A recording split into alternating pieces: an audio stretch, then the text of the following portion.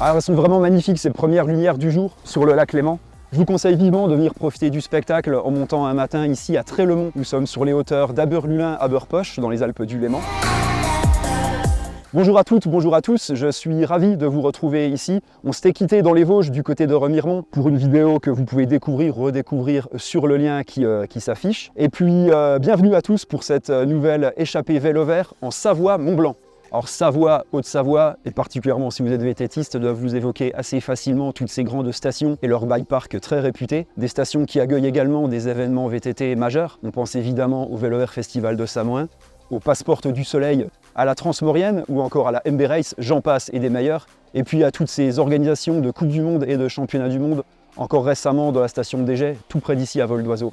Et si nous sommes là, c'est précisément pour prendre ces évidences à contre-pied. On va vous faire découvrir des territoires qui, il faut l'admettre, sont peut-être un peu moins dans la lumière en matière de vélo, mais qui ne manquent vraiment pas d'intérêt, et vous le verrez, pour le VTT. Ça ne manquera pas d'intérêt non plus, ni pour nos yeux, ni pour nos papilles. Pendant 2 jours, nous allons rouler ici en Haute-Savoie, dans les Alpes du Léman, pour découvrir un territoire magnifique. On va rouler en bike park, on va rouler aussi sur des pistes plus accessibles, plus familiales. On ira à la découverte d'un site naturel très particulier. Et puis on partira également à la rencontre d'un chef étoilé. Ensuite, nous irons un peu plus au sud pour aller découvrir le pays du lac d'Aiguebelette. Changement de décor total en Savoie cette fois.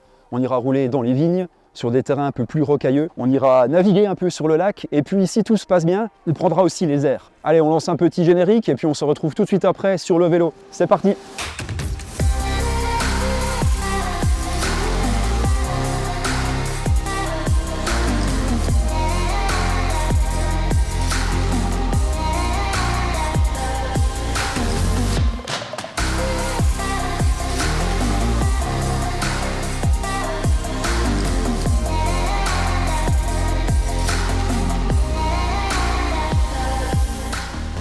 Sur l'alpage de Trélemont. Alors évidemment, je ne vais pas aller rouler tout seul, je suis même plutôt bien entouré. À ma droite, Julien de Vélo Vert, c'est le directeur sportif de l'événementiel. Alors tu habites pas très loin, tu viens un peu en voisin, hein.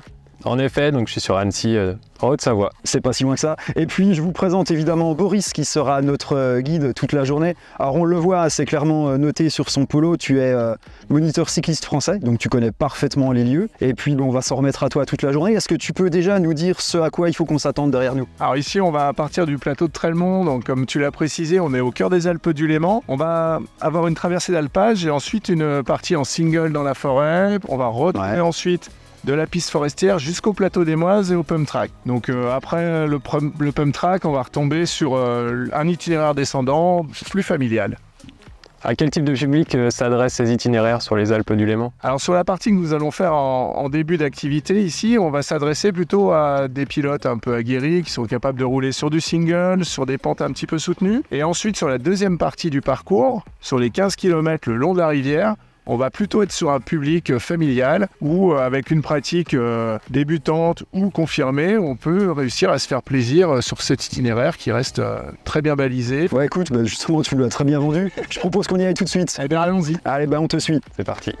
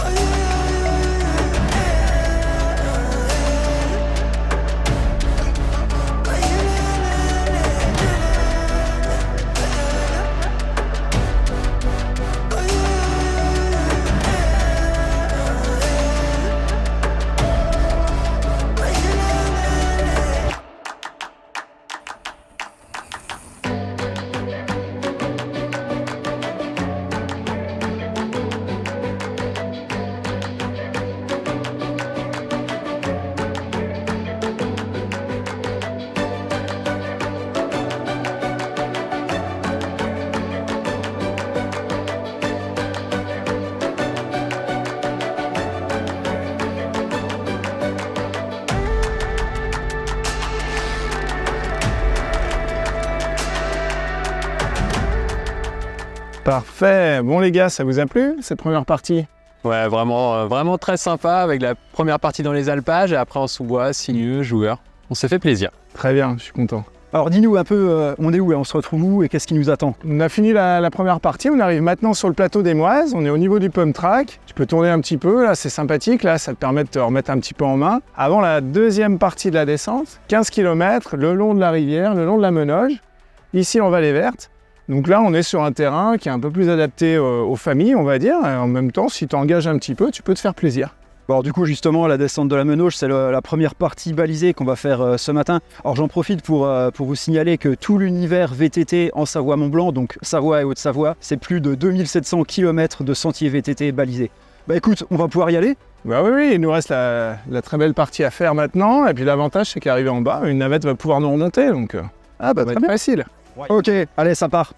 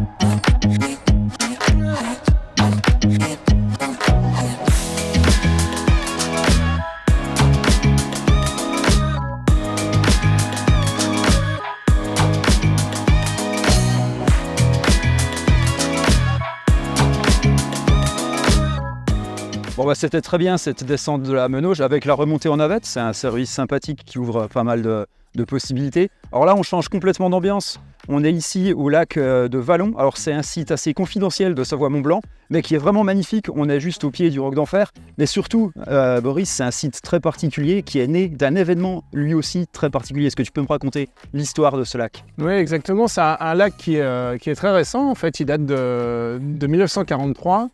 Et ce lac s'est créé suite à un énorme glissement de terrain de plusieurs centaines de milliers de mètres cubes qui est parti de cette montagne, qui a obstrué le cours du Brevon qui passait ici dans cette vallée, à l'emplacement du centre du lac, on va dire. Le cours d'eau s'est trouvé bloqué, le niveau du lac est monté, et ce lac s'est stabilisé. Et depuis 1943, eh bien, on peut ici pratiquer la pêche pour les pêcheurs, et également la randonnée et le VTT en ce qui nous concerne, tout autour du lac. Alors il y a un village aussi qui a été enseveli à l'époque du glissement de terrain. Oui, tout à fait.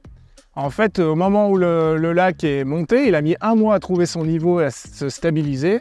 Eh bien, le hameau de l'Éconduit, qui était au bord de la rivière, eh bien, en voyant monter les eaux, a pris la décision de démonter les maisons, démonter le bardage, démonter les toits et les charpentes, de façon à récupérer le bois. Voilà, donc ce hameau a été, on va dire, démonté. Il ne reste que les bases en pierre que l'on peut voir au fond du lac en le surplombant quand on fait le tour. Ce qui est aussi intriguant, c'est de voir tous ces arbres morts qui dépassent du lac. Ça, c'est des arbres qui viennent de cet événement, de l'époque. Tout à fait, ça c'est une particularité aussi. En fait, le fond de cette vallée, eh bien, dans le fond de cette vallée, il y avait également des épicéas et on a attendu, une fois que le lac était monté, que le lac gèle pour venir couper les épicéas et pouvoir sortir les troncs sur les rives. De façon à pouvoir utiliser ce bois et ne pas le laisser se perdre. On a ici les vestiges de ces arbres. Bon, le site est magnifique et c'est important de le rappeler, c'est ici un géoparc qui est inscrit au patrimoine de l'UNESCO. Donc on va en profiter pour rouler un peu autour du lac, puisque c'est comme une belle invitation. Ouais, très bonne idée. Allons-y.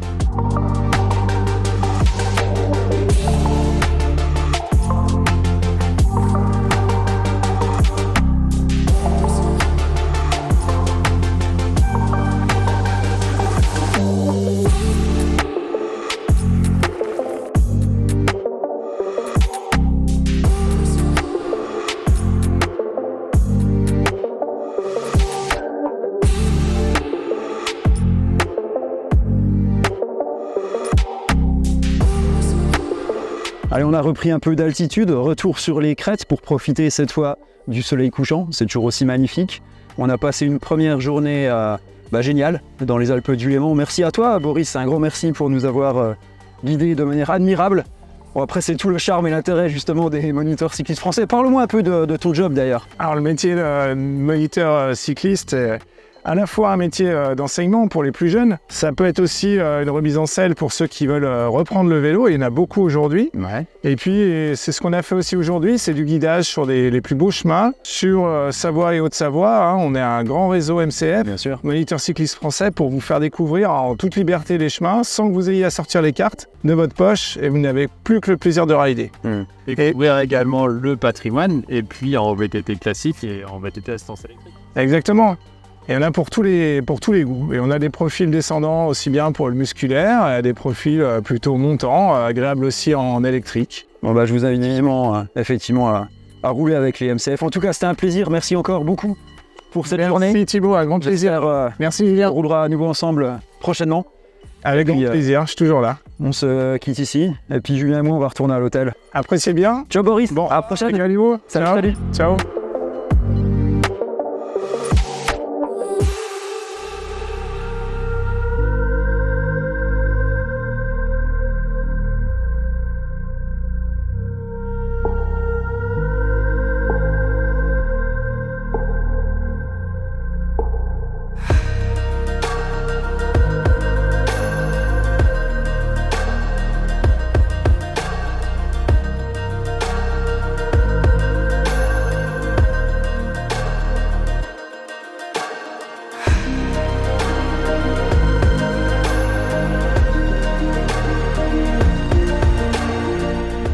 Bon, on ne pouvait pas commencer mieux cette seconde journée dans les Alpes du Léman. On est parti tôt ce matin de l'hôtel pour venir grimper ici sur les crêtes qui dominent la station d'Aberpoch. Alors c'est magnifique ici puisque en plus de la lumière du jour qui se lève, on a la vue sur le Mont Blanc, sur une bonne partie des Alpes, sur tous les Alpes du Léman et puis sur le lac évidemment. Alors on est aussi en très bonne compagnie ce matin puisque on a un invité de marque. Non, c'est faux d'ailleurs, c'est lui qui nous invite puisqu'il est chez lui. Alors Romain, Paulette pour les intimes. Ouais. C'est quoi ta pratique maintenant du coup du VTT? Je dirais que je passe beaucoup de temps sur le vélo d'enduro, le Bronson, et toujours prendre autant de plaisir sur le vélo, aller découvrir les sentiers, et puis rouler à droite à gauche, tout ce qui se trouve autour de nous ici. Et surtout, l'idée maintenant plus en après-carrière, c'est d'apporter vraiment des outils de travail en tant que moniteur et aussi des nouveaux tracés pour le grand public et quelque chose de vraiment conçu pour la pratique du VTT et faire découvrir ce qu'on a nous découvert au Canada, en Angleterre. Bon, pour autant, il faut quand même le préciser pour ceux qui nous suivent, tu roules encore activement en descente et en enduro. Oui. Principalement. Non, c'est sûr, oui, je me régale toujours autant. J'ai la chance d'avoir des partenaires qui me soutiennent. Et je suis trop content d'aller me faire une petite course de Coupe du Monde à Loudanvielle et de voir que ça fonctionne quand même tout aussi bien en étant comme ça, présent sur une Coupe du Monde en passant. Ça va bien comme ça. Il faut le préciser, tu n'es pas d'ici, tu es originaire de Lozère. Explique-nous un peu comment tu es arrivé ici dans les Alpes du Léman. On va dire un peu de par la pratique et la rencontre de plein d'amis qui sont ici présents maintenant dans les Alpes. Et à force de passer beaucoup d'été, de découvrir un peu toutes les pépites aux Savoyards, des Savoyards et compagnie. Et de par amour des montagnes, on va dire. Ça fait quoi? Ça fait 1 an que tu habites ici? Ça fait 3 ans et demi maintenant que je suis dans le Chablais, on va dire. Et parle-nous un peu du bike park d'Aberpoch. Alors le bike park d'Aberpoch, on l'a créé du coup il y a 3 ans. On a créé 2 pistes, une bleue et une rouge. L'idée c'était d'embrayer, de créer, on va dire, un nouveau lieu de pratique assez accessible depuis toute la vallée verte, pas loin du bassin genevois et Annemasse et compagnie. Et de développer un peu cette petite station de moyenne altitude. Et j'espère qu'on va essayer de progresser et de créer d'autres pistes. Donc actuellement, tu vis ta passion finalement vraiment à fond, mais avec 2 facettes, côté pilote et aménageur également. Ouais, c'est ça. J'ai lancé ma boîte du coup en 2018, donc il y a 5 ans maintenant, de par la volonté de vouloir apporter un peu cette expérience des quasiment 10 années de Coupe du Monde en descente à droite à gauche aux pratiquants et au VTT français, on va dire. Ça représente combien de projets par an à peu près en termes d'aménagement? Ça dépend un peu. Là, cette année, on a fait 2 pump tracks en goudron et le projet à Loudanviel de piste de Coupe du Monde, du coup. Ça, plus, on va dire, tout l'entraînement, entre guillemets, à côté, et le temps passé sur le vélo, ouais, c'est déjà pas mal.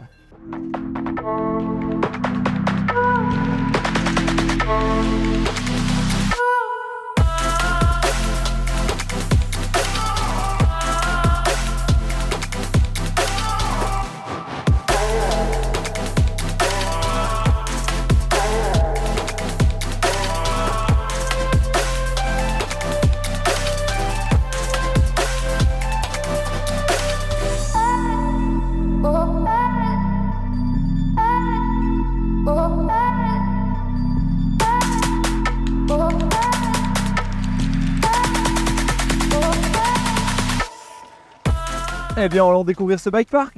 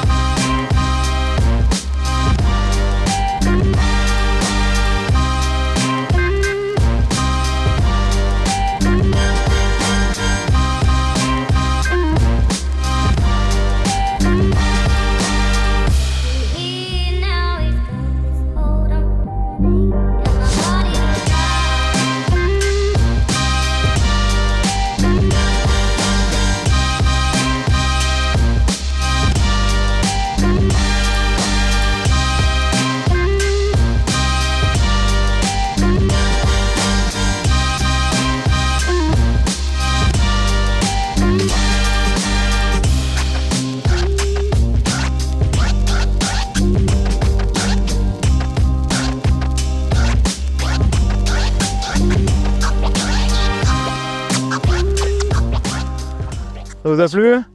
Ouais, très bien. Trop bien. Bon, je vous propose maintenant qu'on aille se régaler les papilles au Moulin de Léré.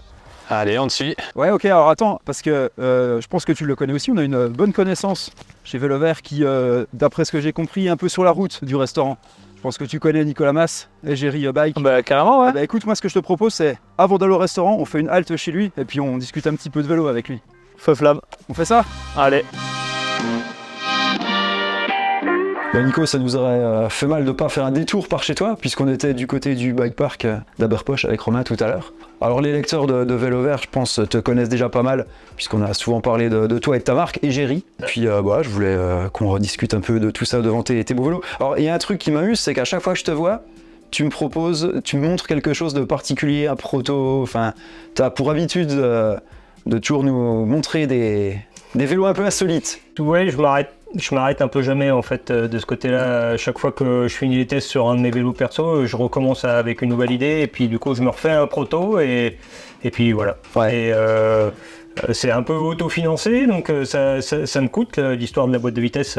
Il faut que moi je paye la boîte de vitesse, donc je peux pas faire tout ce que je pourrais faire ou tout ce que j'aimerais faire, mais dans tout ça j'arrive à faire des choix où à chaque fois je me fais un nouveau truc à tester en fait. Ouais. Alors c'est important de le préciser, tu es un artisan du vélo. C'est-à-dire qu'à ce titre, c'est toi qui fabriques tes propres cadres, pour toi comme pour tes clients, mais tu fais tout toi-même, tu soudes, il me semble, des cadres en acier, mais également en titane. Oui, je fais du titane depuis 1 an et demi, et du coup oui, je fais les cadres sur mesure, je découpe, je soude, je peins aussi, et puis voilà, après je fais un peu ce que je veux entre guillemets, mais je suis quand même tributaire de ce que proposent les marques de composants, donc entre axes d'amortisseurs, taille de fourche, etc.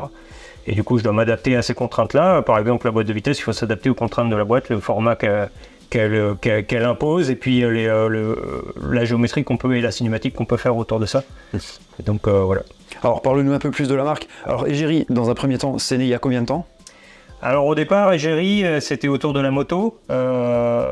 J'ai eu un magasin de vélo à Thonon et à la suite de ça, je me suis mis dans la restauration de motos anciennes et préparation, café rasseur, etc. Un peu surfé sur cet effet de mode qui s'est un petit peu calmé depuis, mais ça fonctionne toujours.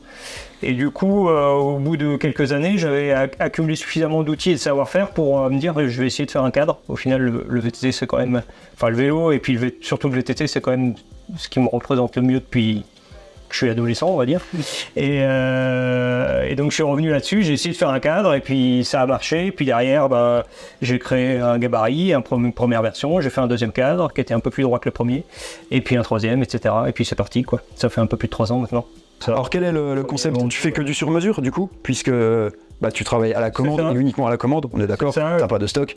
Quitte à faire de l'artisanal comme ça, dans un petit local, je pense que c'est plus adapté de ne pas faire une série et puis de tout de suite taper sur quelque chose de personnalisé, quoi.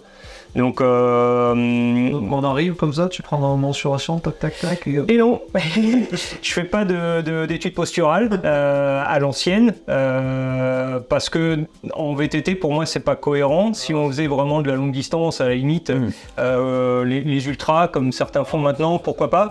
Mais moi c'est quelque chose que je connais pas d'une part, et puis c'est quelque chose que je trouve pas cohérent. On habite ici en montagne, ce qu'on veut c'est du comportement terrain. Le comportement terrain c'est de la géométrie pure et pas de l'étude posturale, quoi. Donc non, moi je conseille sur la géométrie, sur le comportement que le client veut avoir sur le terrain, et puis selon sa taille, sa morphologie et puis son ressenti aussi. Là, on voit 2 VTT suspendus. Tu crées aussi des cadres rigides? Oui. Par phase, il y a des moments où je vends beaucoup plus de rigides et des moments où je vends plus de tout suspendu. Cette année, j'ai fait 4 rigides et j'en suis à une bonne quinzaine de tout suspendus. Donc, c'est souvent la loi des séries, en fait. Il y a un moment donné, en ce moment, je fais beaucoup de titane. Et au début de l'année, c'était que de l'acier. Donc, du coup, à chaque fois, c'est comme ça. C'est des séries. Non, mais alors, qu'est-ce qui fait que maintenant, tu travailles un peu plus sur le titane? Le titane, c'est un peu particulier. Je pense que c'est quelque chose qui excite beaucoup dans notre milieu. Ça a toujours excité depuis les années 90 de toutes les façons, et parce que dans les années 90 ça avait ce petit côté magique que les autres vélos n'avaient pas. On est passé au départ de l'acier qui avait déjà ce petit côté magique, mais on est ensuite très vite passé à l'alu au carbone qui faisait des vélos très raides, et on n'avait pas forcément tout suspendu à l'époque. Et le titane c'était un petit peu le meilleur de tous les mondes parce que c'était léger, ça filtrait les vibrations, et du coup je pense que l'image du titane qu'on a toujours maintenant, elle vient déjà de là, quoi. Donc ça a quelque chose d'excitant, puis ça a quelque chose de haut de gamme, quoi. Donc ça attire, hein. Ça attire. Puis mais, voilà, même le matériau en lui-même, il a une patine qui est sympa, quoi. Donc c'est vrai que ça excite.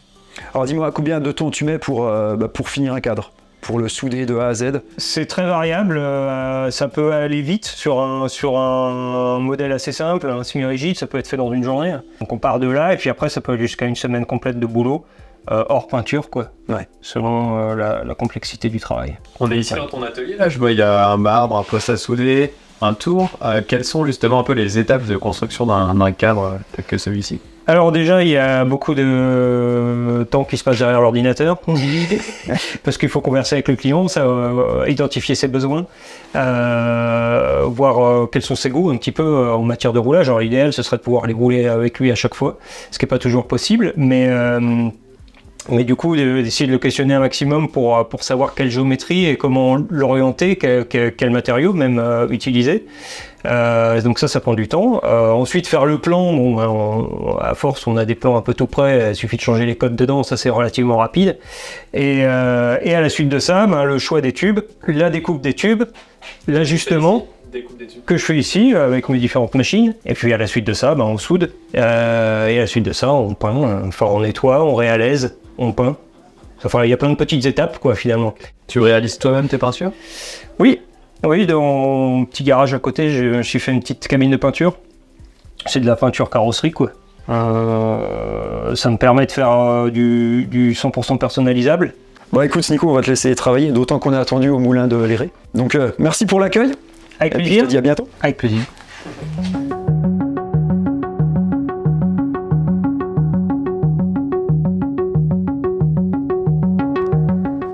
Salut Fred. Salut Romain, ça va? Ouais, toi. Bonjour Thibaut. Bonjour Julien. Fred, bienvenue au Moulin de Léré.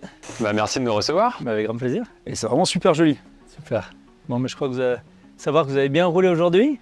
Aujourd'hui, on a beaucoup roulé avec Romain, on était du côté d'Aberpoche, on a roulé dès le matin sur le bike park. Et puis c'est vrai qu'on s'est bien fait plaisir, on s'est régalé même, on peut le dire. J'espère. Écoutez, si vous voulez reprendre des forces, j'ai préparé un petit casse-croûte, donc il n'y a plus qu'à s'asseoir. Allons-y.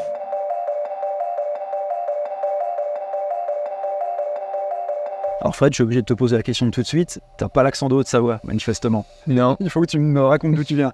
Moi, je suis originaire des Hautes-Pyrénées, du petit village de Madirin. Je suis venu m'installer ici en 2014, après avoir beaucoup voyagé. Et j'ai posé mes valises et je me suis fait séduire par ce petit écrin de nature avec lequel j'ai eu un vrai coup de cœur. Et voilà, on s'est pas posé de questions sur la suite. On a posé nos valises ici, on s'est dit ce sera là et nulle part ailleurs. Et voilà, après, côté humain, ça c'est des enjeux qui sont importants pour nous. Parce qu'en fait, ici, on a envie un peu aussi de reconsidérer tout ça, d'avancer avec ces sujets qui sont toujours un petit peu poussiéreux. Et puis on considère cette maison comme une petite maison où il y a plus une famille qu'une brigade. Voilà, les cuisiniers ne m'appellent pas chef, tout le monde m'appelle Fred ici, c'est un peu la règle. On met la musique en travaillant, on l'arrête après pour le service. On ne parle jamais d'étoiles parce que les enjeux ils sont pas là, les enjeux ils sont avec nos clients. Voilà, privilégier nos circuits courts, être transparent avec ce qu'on fait et droit dans nos bottes, faire plaisir, faire bien, puis se faire plaisir aussi, ça c'est important au quotidien. On a des métiers qui sont éprouvants, hein. C'est de l'artisanat, moi je dis souvent que c'est des métiers de haut niveau parce que c'est très intense, parce qu'on passe beaucoup de temps là, on passe des fois beaucoup plus de temps ensemble qu'avec nos propres familles. Ouais, et puis c'est la recherche de la perfection à chaque fois, entre guillemets, quoi. Ouais, c'est vrai qu'on a ce défi-là d'aller toujours repousser nos limites et faire bien, quoi. Donc, Tu connais ça, c'est un peu un rapport avec toi. Ouais, ce que je veux dire, ça se compare vraiment. Ça demande beaucoup d'engagement, beaucoup d'heures de travail, de passion et d'acharnement, entre guillemets, quoi. Non, mais il y a beaucoup d'engagement. Moi, je dis toujours à un entretien que voilà, malgré le fait qu'on soit une petite maison et qu'on n'ait que 7 services semaine, c'est quand même un sport de haut niveau. Et Fred, du coup, le fait que tu viennes du sud-ouest, ça te donne pas envie d'amener une touche de ta région ici, dans ta cuisine? Je pense que c'est inconscient, mais je suis qui je suis. Et moi, je suis originaire des Pyrénées, des Hautes-Pyrénées. J'ai beaucoup voyagé et tout ça, ça se lit certainement dans mes assiettes. Hein. C'est à mon avis, indéniable, quoi. Je ne suis pas d'ici, je me suis laissé apprivoiser par cette région et elle m'a complètement séduite aujourd'hui, mais il n'empêche que je suis qui je suis, avec mes origines, avec mes bagages, et tout ça, nécessairement, ça se lit dans mes assiettes, et dans mon style. Alors, on peut parler justement du moulin, enfin du bâtiment, puisqu'on voit qu'il y a encore un vrai moulin qui tourne là, d'ailleurs à côté de nous là, en ce moment. C'est super charmant à l'intérieur, on le verra plus tard. C'est vous qui avez rénové ou il était en l'état quand on... Non, la bâtisse a été rénovée par son propriétaire et c'est un vrai moulin, tout en état de marche. Alors il ne marche pas tous les jours et puis j'ai pas le temps de faire la farine parce que tous les clients me le demandent. J'ai déjà pas mal de temps à passer au fourneau. Mais c'est un vrai moulin qui a été restauré. Il y a la roue, il y a le torrent qui fait tourner la roue, il y a la salle des machines aussi qui est visible de l'intérieur. Et voilà, des murs en chaux, tout est resté un petit peu dans son jus, assez authentique. Ouais. Et à partir du moment où tu as eu ton étoile, est-ce que tu t'es senti obligé de changer certaines choses dans ta manière de bosser, question naïve, ou peut-être simplement de la manière de faire tes plats, la nature de tes plats?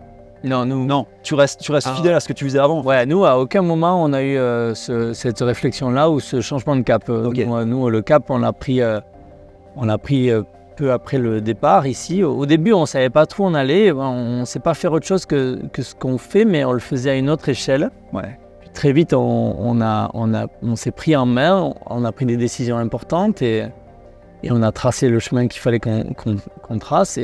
Et après, voilà, les choses sont faites et à aucun moment on a changé de cap ou on s'est dit qu'on allait faire ci ou ça différemment. C'était vraiment une logique avec du bon sens et c'était précis, quoi. Et on entend parfois dire que le fait d'avoir une étoile te met considérablement à pression, plus qu'avant. Est-ce qu'a posteriori tu sens ça comme une pression, tu essayes de te... Je sais pas si c'est le bon mot employé, de te battre pour la conserver. Alors, est-ce que moi, je suis la personne la plus objective pour répondre à ça? Il faudrait aussi consulter mes équipes. Moi, je me mets pas plus de pression à exercer avec l'étoile que quand je l'avais pas, parce que j'ai toujours l'intention de faire les choses comme je l'ai fait aujourd'hui. Ouais. dans ce même esprit, avec cette idée de qualité. Mais néanmoins, on a quand même envie d'être à la hauteur. On sait combien les gens aussi... Tu le disais, elle a réputation différente maintenant. Donc, Oui, les clients viennent chez nous pour quelque chose de précis, de plus en plus avec le temps. Et c'est vrai qu'on a envie d'être à la hauteur. Donc forcément, il y a des enjeux. ouais, bien sûr. Mais je dirais pas qu'il y a une pression. Je dirais pas qu'il y a une pression plus que ça. En plus, nous, voilà, dans notre engagement de tous les jours, on a envie quand même de reconsidérer l'humain, qui a un confort de travail, parce qu'on pense que nos employés et nous-mêmes, mieux on se comporte dans nos baskets, Ouais. mieux on travaille, mieux on est apaisé. Et voilà, mais ça n'empêche qu'il faut avoir un petit peu d'adrénaline dans ce travail-là. Parce qu'on se bat toujours contre l'horloge, on court, on a toujours un peu quand même des enjeux qui sont importants. Et comme je disais, on a envie d'être à la hauteur, on a envie de bien faire, donc il ne faut pas se louper. Mais Tu me parles d'une certaine conscience, tu me parles d'humain, c'est super important. Ça concerne une autre étoile, l'étoile verte, c'est bien ça? ouais, Ouais, donc tu es étoilé au guide Michelin, tu as aussi une étoile verte. Explique-moi un peu ce qu'est le concept de l'étoile verte. Qu'est-ce qu'elle gratifie? l'étoile verte, c'est l'engagement sociétal d'un cuisinier et de ses équipes en faveur d'une société ou d'un mode de travail plus responsable et durable.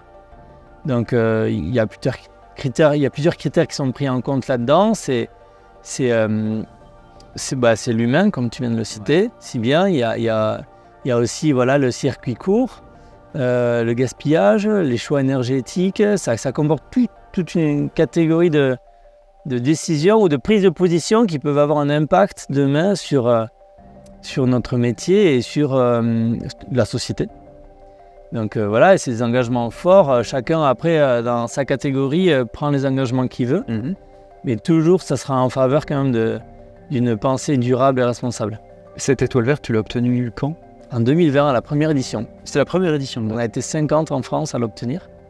C'est dans notre ADN, c'est vraiment, ça fait partie de notre éducation, de notre sensibilité. C'est des choses qui sont logiques, en tout cas qui font partie d'une logique et toujours avec du bon sens. Voilà, le gaspillage au jour le jour, l'humain, le circuit court, la saisonnalité. On a beau parler de la saisonnalité, nous on parle même d'une micro-saisonnalité. On dit qu'on a 52 semaines à l'année et que chaque semaine correspond à une saison. On considère le menu toutes les semaines parce que d'une semaine à une autre, la météo change, les enjeux changent et il faut repenser nos menus, s'adapter.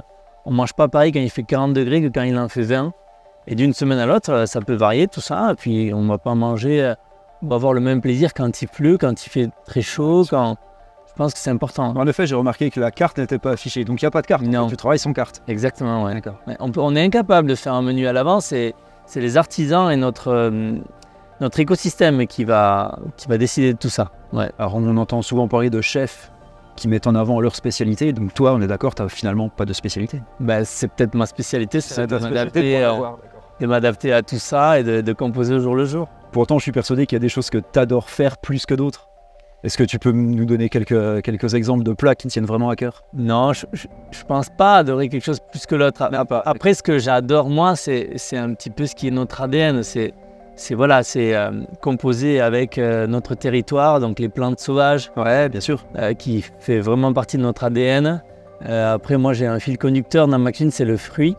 Le fruit vient toujours ponctuer tous les plats. Des fois, il se voit même pas, mais il fait partie du plat. Ok. Qu'on retrouve sur la table d'ailleurs. Ouais, il y a toujours du fruit. De la première entrée au dessert, il y a toujours du fruit.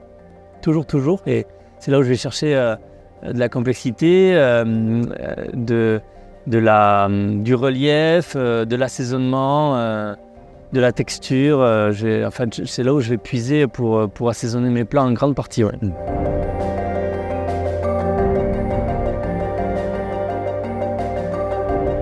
Bon, Fred, merci beaucoup pour cette aventure gustative et olfactive dans le jardin.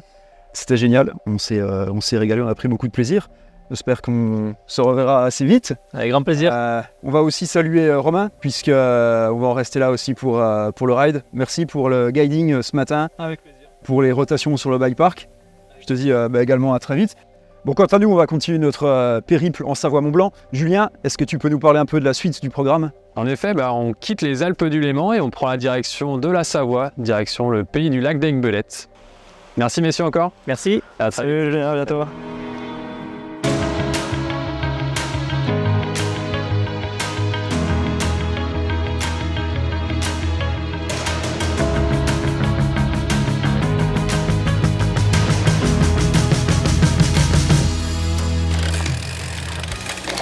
Ça va Julien? Et Philippe, Bonjour Thibaut. tu vas bien? Bienvenue. Bah, merci. Vous avez bien roulé? Ouais, très bien. Allez, retour sur le vélo pour continuer notre périple en Savoie-Mont-Blanc. Alors vous avez remarqué, on a changé complètement de décor. On est entouré de vignes. Ça y est, on est arrivé en Savoie. Et puis pendant 2 jours, on va explorer le pays du lac d'Aigbelette. Alors on va pas l'explorer tout seul, évidemment. Je vous présente Philippe, qui va nous accompagner, qui va nous servir de guide pendant ces 2 journées. Tu es président du club VTT local et tu es surtout aussi un passionné, un amoureux de ton territoire. Donc je sais à quel point tu vas pouvoir nous le présenter. D'ailleurs, c'est ce que tu vas faire tout de suite. Explique-nous un peu où on est, où on se trouve et tout ce qui nous entoure. Eh bien, avec grand plaisir. Voilà, on est donc sur l'une des portes de ce pays du lac d'Aigbelette. Effectivement, sur la partie nord, qui se délimite géographiquement par cette barrière géologique donc de la Charve et de la dent du chat qui est cachée aujourd'hui par les nuages, hein, une ambiance un peu automnale. Et donc le Rhône également, donc, qui est donc la limite géographique de la Savoie. Donc on est entre 1500 mètres et 200-250 mètres dans un paysage très vallonné. Donc assez joueur, et on est donc sur l'une des 7 portes, j'allais dire, point de départ VTT de notre base sur le secteur. Voilà, secteur de Yenne, Jongieux, où nous sommes aujourd'hui. Alors Philippe, quel est le programme de la matinée? Eh bien, je vous propose de découvrir le nouveau circuit du vignoble qui a été tracé tout récemment sur Jongieux. Voilà, donc on va partir sur un petit sentier balcon et puis on va aller se promener dans les vignes. Go, On y va? Allez, c'est parti.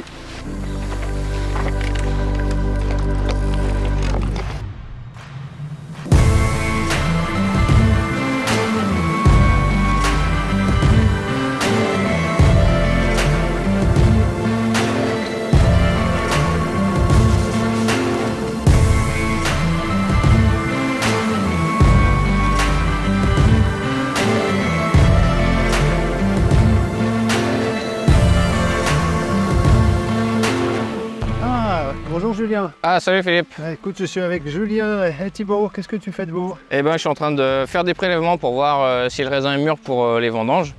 Et vu qu'il pleut un petit peu, si vous voulez, je vous invite à venir avec moi à la cave et puis on regarde tout ça à la cave. Avec grand plaisir. Allez, ben, on y va. Eh ben, c'est parti.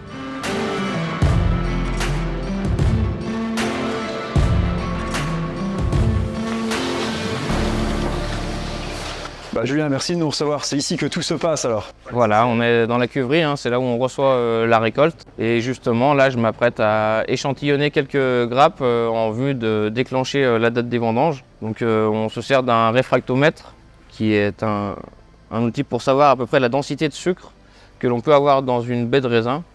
Et donc, je l'écrase comme ça sur le petit voyant.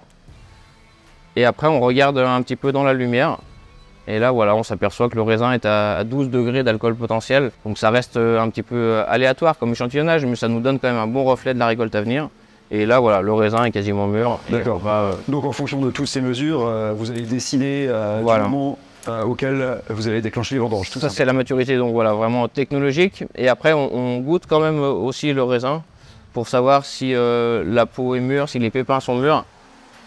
On se rend compte aussi de l'acidité qui reste. Et voilà, là on peut considérer qu'il n'y a plus rien à attendre et on va déclencher les vendanges. Parle-nous justement des vins, des cépages. Alors il y a autant de rouge que de blanc, hein, c'est ça? Voilà, c'est vraiment la spécificité du cru Jongieux, donc il rassemble 5 communes, hein, Jongieux, Bième, Lucet et Saint-Jean-de-Chevelu et Yenne.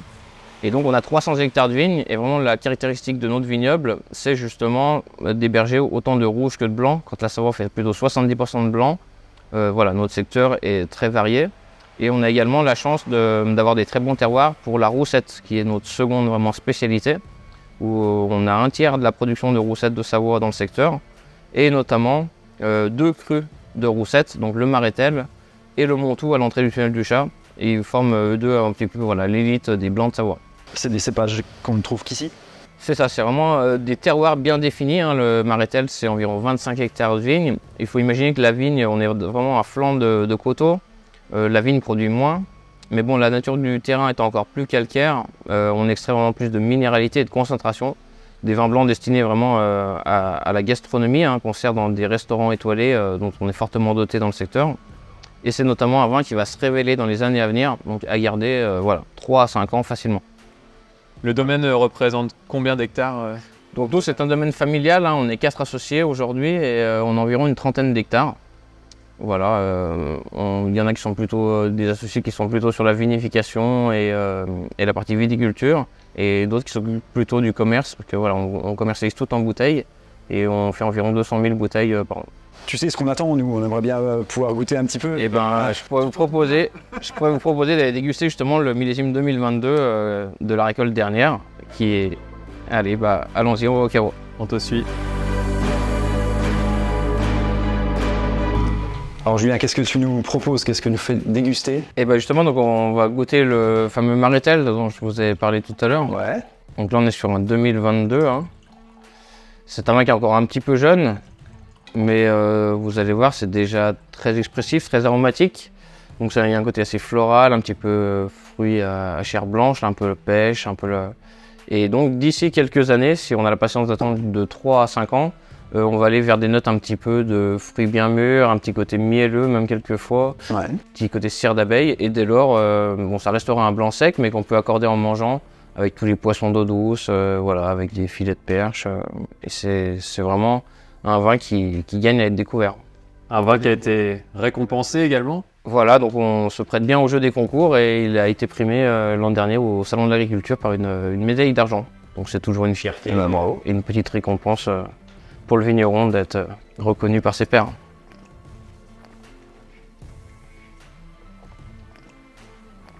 Il est très bon.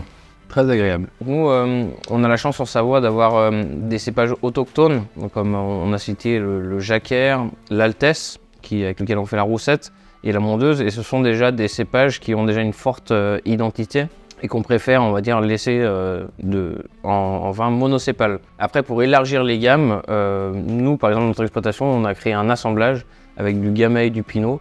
Et là, c'est vraiment pour, voilà, je dirais, élaborer des vins un petit peu plus complexes, un petit peu plus riches aussi et subtils. Et il y a également un petit peu d'élevage en fût qui se développe de manière à faire voilà, maturer les vins et pouvoir les vendre avec une certaine évolution. Je vous propose peut-être de goûter un vin rouge. Donc comme je vous expliquais, la Mondeuse, c'est vraiment le cépage rouge typique de Savoie. Ouais. Un cépage avec un vin quand même, je dirais, qui a un certain caractère. Hein. Il y a un côté un peu astringent, un petit peu âpre. On voit déjà à la couleur hein, que c'est un vin qui a une belle concentration. Et au même titre que le Marétel, c'est un vin qui va se révéler dans les années à venir. Donc là, jeune, il est un petit peu astringent, il est un petit peu âpre. C'est plutôt un vin qu'on appréciera avec une viande rouge, avec un gibier, un fromage un petit peu affiné. Mais d'ici quelques années, que les tanins vont devenir un petit peu plus souples, un peu plus soyeux. Et du coup, ça restera un vin de caractère, mais avec beaucoup plus d'élégance. Et voilà, on recommande de les garder également jusqu'à 5 ans. Bon bah, très agréable cette petite pause. On va enchaîner quand même. On serait bien resté un peu plus longtemps, mais on va pas abuser, hein, on est bien d'accord. Ouais, c'est une bonne continuation, puis profiter de nos paysages. Ouais, bah, merci à toi de nous avoir accueillis et puis de nous avoir partagé ces petites merveilles. Au plaisir de vous voir. On est retourne les gars ou on reste encore un peu?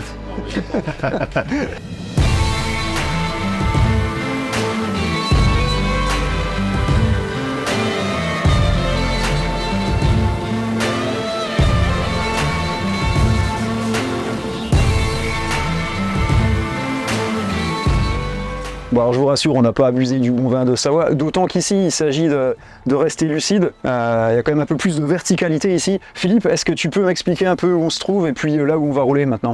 Eh bien, on est à proximité de nos circuits qui partent du col de l'Épine. Dans le col de l'Épine, c'est dans le massif qui est en prolongement de la chaîne de Mont Charvaz, où on était tout à l'heure, à Jongieux. Donc, cette chaîne montagneuse qui délimite notre territoire, ça c'est important sur la caractéristique de notre terroir. Hein. On est vallonné, mais cette barrière elle est géologique.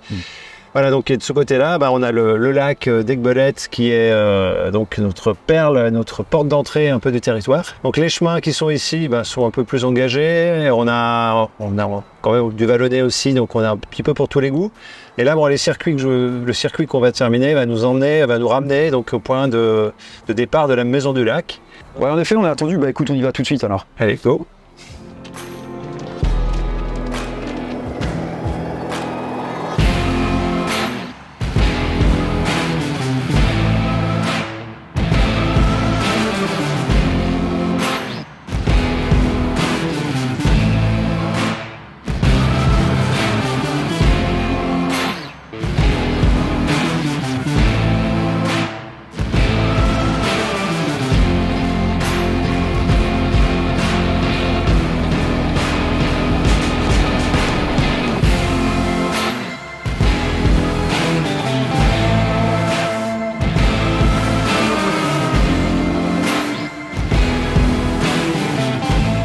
Nous sommes à la Maison du Lac. Merci Philippe de nous avoir guidés pour cette première journée en Savoie. On a bien mouillé le maillot, surtout Thibaut. Ça fait partie du jeu. Ouais, Philippe, un grand merci pour cette belle journée. C'était un vrai plaisir. Julien, on te laisse. Et puis nous, on se retrouve demain, également ici au bord du lac. Et puis on vous réserve quelques petites surprises.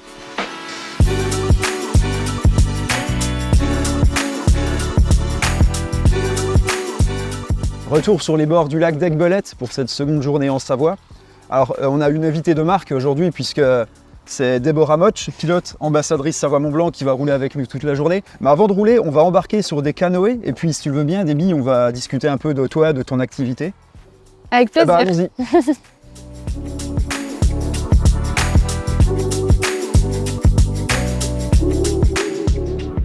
Bon Déby, t'es comme nous, tu découvres le lac d'Aiguebelette. Alors on peut le dire, tu es originaire d'Alsace, mais tu habites à Annecy depuis quelques années. Raconte-nous ce que tu y fais. Oui, là, ça fait maintenant 7 ans que j'habite sur Annecy. Et du coup, je suis monitrice de VTT là-bas. Donc ça m'a permis de découvrir pas mal de coins en Savoie, Haute-Savoie. Après, moi, je roule vraiment principalement autour d'Annecy. Du coup, pas mal le Semnoz, Verrier. Après, dans les coins que j'apprécie bien, il y a le Beaufortin aussi. Été comme hiver, du coup. Vraiment un beau coin pour le VTT. Et le ski aussi en fait, parce que j'aime bien skier l'hiver. Tu es également ambassadrice Savoie-Mont-Blanc, c'est important. Qu'est-ce que ça signifie? J'ai fait de la création de contenu avec eux. Du coup, on a été ensemble, on a fait une vidéo au-dessus du lac d'Annecy. Et on est allé au Vélo Vert Festival pour faire vivre le salon de l'intérieur, du coup, avec les exposants, les participants aux courses. Et puis voilà. Tu es également co-créatrice de l'association Les Biquettes. On peut dire les bikettes comme on veut, B-I-K-E-T-E-S. Ouais, c'est ça. Vous pouvez choisir si c'est biquette ou bikette. Ça, c'est au choix de chacun. Est-ce que tu peux nous expliquer un peu la genèse du projet? Pourquoi les biquettes? En fait, on est un groupe de copines qui tous faisions du VTT. Donc, on se retrouvait pour rouler ensemble et on s'est dit que ça pouvait être chouette chacune d'inviter d'autres copines à venir rouler avec nous. Et du coup, pour se retrouver, on a créé un groupe Facebook pour simplement se dire tiens, je vais rouler tel jour à tel endroit, qui veut venir avec moi? Et assez rapidement, ça a fait l'effet boule de neige. On s'est retrouvés 30, 40 sur ce groupe. Donc on a vu qu'il y avait une réelle demande autour de ça et ça nous a donné plein d'idées, de motivation pour créer l'assaut quasiment dans la foulée. Alors une demande, j'imagine aussi, parce qu'il y avait forcément un manque. Est-ce que les filles sont suffisamment bien représentées dans ce monde du VTT quand même très masculin, il faut bien l'avouer. Après, on a remarqué dans toutes les filles qui adhéraient à l'assaut qu'elles commençaient souvent le VTT parce que leurs copains en faisaient. Et oui. Donc c'est-à-dire qu'elles étaient complètement débutantes, hop, je te donne un vélo, tu te mets dessus, tu te débrouilles. Et le fait de trouver en fait juste un groupe où il y a des filles, ça avait un côté rassurant dans le sens où ça permettait de savoir qu'on n'allait pas... Enfin, quand on roule ensemble, c'est vraiment un moment de partage, c'est pas pour faire des kilomètres, c'est pas pour faire du dénivelé. Et ça permet aussi de se faire des copines en fait de vélo. Mais c'est vrai que depuis plusieurs années maintenant, on voit sur les sentiers, sur les événements, on voit de plus en plus de filles, de femmes à rouler. Ça fait plaisir.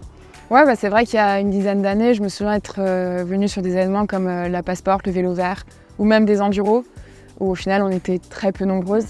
Et maintenant, chaque fois, on arrive vraiment à plusieurs sur les événements, des petits groupes de 5-6 biquettes pour participer aux rando, aux courses, juste profiter de l'événement, des soirées, un petit peu de tout. Est-ce qu'un mec est strictement interdit alors? Oui, on a souvent des blagues du type oui, si j'ai une perruque, je peux venir. Moi, mais bon, c'est non. Certains ont déjà essayé, peut-être? Ils nous ont demandé, alors je sais pas si c'est parce que le concept n'était peut-être pas assez clair ou peut-être parce qu'ils n'ont pas trouvé un équivalent simplement en fait pour les gars, parce qu'il peut arriver parfois que en tant que mec, on arrive dans une nouvelle région, on cherche des personnes coulées. Donc c'est peut-être aussi pour ça. Et le milieu de l'industrie du vélo justement s'est adapté aussi à ça, propose des géométries par exemple spécifiques sur les cadres de vélo. Oui, il y a une période où il y a beaucoup de marques qui faisaient des vélos filles, etc. Mais je trouve de mon point de vue, ce qui a beaucoup aidé, je trouve, c'est les vêtements. Parce que il y a quelques années, pareil, on s'habillait un peu comme des sacs à patates au rayon mec parce qu'on ne trouvait pas de shorts ou de t-shirts taillés. Et là, il y a pas mal de marques qui se sont mis à faire des jolies collections pour les filles, donc c'est plus chouette pour nous, ouais. Bon, on va retourner sur les berges et puis on va se mettre sur le vélo, explorer quelques nouveaux sentiers. Ça te va? Ça me va. Ah ben on reprend les pagaies et puis on va rentrer.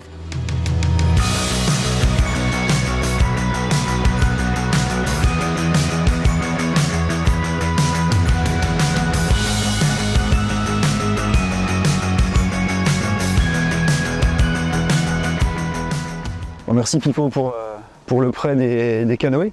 C'est plutôt sympathique, c'est apaisant hein, de se balader sur le lac. Il est très calme en plus. Tu diriges Verts Sensation. Est-ce que tu peux me parler un peu des activités que tu proposes autour du lac? Alors c'est une entreprise multi-activité sport nature hein, qui au départ a été créée historiquement autour du VTT et du kayak, hein, qui sont des offres de base autour desquelles on a un petit peu développé et élargi nos services. Hein, c'est-à-dire qu'à l'heure actuelle, on est sur une grosse partie nautique qui est autour du kayak, du paddle, du canoë. Et puis sport d'hiver rupestre, on va dire, avec des offres en via ferrata, en canyoning, du vélo, du VTT électrique. Quand on se promène autour, on voit facilement qu'il y a 2 petites îles là-bas. Est-ce que tu peux m'en parler? Qu'est-ce qu'on y trouve dessus? Le lac d'Aiguebelette est un petit peu le dernier des 3 grands lacs. C'est un lac secret et les îles, c'est un petit peu à cette image-là. Hein. C'est-à-dire que c'est une réserve naturelle régionale ici au lac. Et donc toute la ripisylve, les berges, tout est protégé. Les îles le sont aussi, c'est-à-dire qu'on ne peut pas débarquer sur la petite île. Mais effectivement, sur la grande île, il y a un lieu d'escale qui nous permet justement de faire une belle étape et de pouvoir se baigner à cet endroit-là, un petit chemin qui mène jusqu'à une chapelle, en respectant, puisqu'on est en réserve, ce cheminement pédestre qui nous est autorisé, mais qui amène un petit peu d'exotisme effectivement au territoire, quoi. Pipo, c'était sympa de commencer cette journée sur le lac. On va continuer à VTT avec Déby et Julien. Merci de nous avoir accueillis. Merci. À très bientôt. Merci Pipo.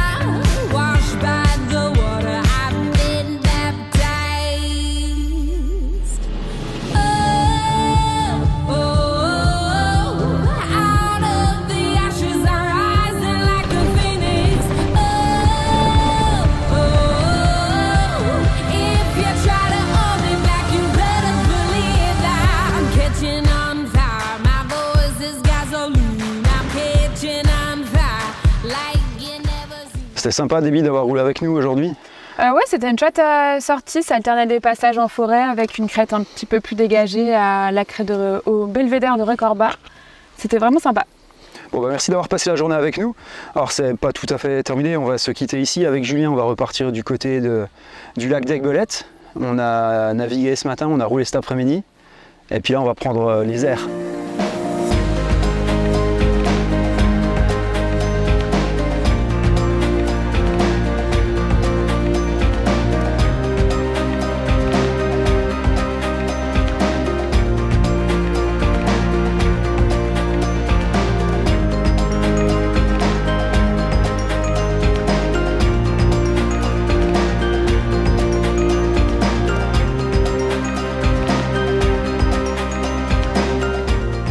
difficile de mieux conclure cette journée que par un vol au-dessus du lac d'Aiguebelette. Vous avez vu, on s'en est pris plein les yeux, c'était absolument magique. Et je vous conseille vraiment de venir au moins passer une journée ici pour rouler, pour profiter du lac et puis pour découvrir tout le territoire depuis les airs. C'était merveilleux. Julien, je pense que tu as adoré aussi. Ouais, vraiment exceptionnel. On en a pris plein les yeux dans les airs, sur l'eau et puis sur le vélo également. Et cette échappée vélo vert en Savoie-Mont-Blanc touche à sa fin ici au bord du lac d'Aiguebelette.